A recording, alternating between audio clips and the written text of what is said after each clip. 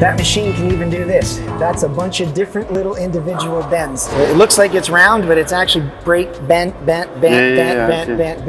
There's a bigger one here. This is so cool. Yeah, I see it. It's little ribs. Wow, yeah. Very impressive. So we used to buy all our drip edge, everything from the supplier. We're going to make it all ourselves now. All the stuff we're going to need for the metal roofs anyways. This is still, these machines are helping us with our shingle roofs, our tile roofs. You doing gutters too here? We're just getting ready to. Yes. Why why not a seamless machine? Why do? It's right there. Oh. Brand new. That's from there? Nope. This is just showing like if we had to do it over a doorway or something, we can make it. And different profile. I get it. This, actually, believe it or not, was a gift. From who? Supplier. Wow. For buying too much?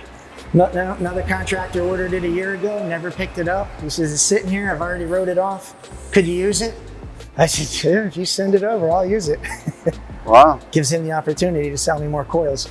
Yeah, so we're getting ready now to add our gutter division. Actually, if you look in our production board, we're waiting on a bunch of payments. Why? Because everyone else is saying all the roofers, the gutters aren't done. Let's say you're the project manager, and this is more for our commercial roofing, not residential roofing. I don't care what it is. You got something coming out of the roof. You need a special penetration. Yeah, anything, a coping cap. You give me any type of drawing with a measurement, he can make it. So we've pre-programmed a bunch of our shapes that we know we're going to use all the time, but we still, can do anything custom. What's a metal you use on a roof? We call it flashing by design. So when counter flashing. Well, when wall meets a roof, like goes under siding, it's pretty much. Can I write here? Draw it and give me a measurement. Louis, right here. Is that a wall flashing? It goes. Yeah, it's like wall. So you have a step flashing under it. So I just need this piece. So you just want this. Yeah. What's the measurement? Give them the measurements of each piece. Do 3. I think we'll do like 3/4. This is the 2-inch. This is for siding. Yep. Because in Minnesota we have to have 2-inch of the shingles. Gotcha. And we do stucco here in Florida. Yeah, baby. So that piece. You see what he's got here? Dimitri, right here, 24 gauge, 26 gauge. You want aluminum, you want copper, doesn't matter. Sure. We put it in there.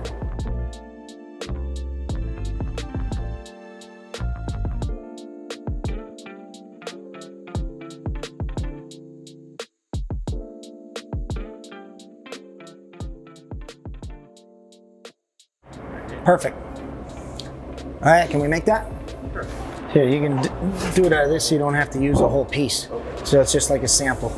Father's actually redesigning the machine even to where we can take it out the back and we're gonna turn it so the guy doesn't have to bend over and pick it up.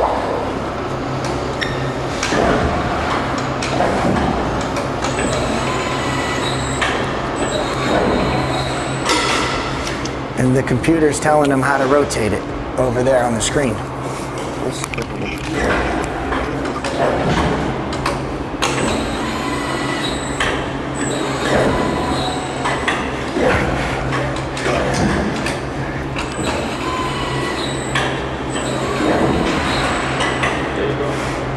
There you go.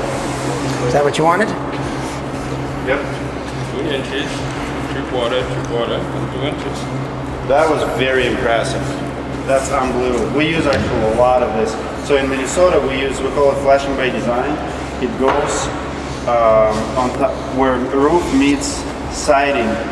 We needed 2 inches of distance between siding, especially if you use something like James Hardy or LP. Right. It cannot touch because of the snow load.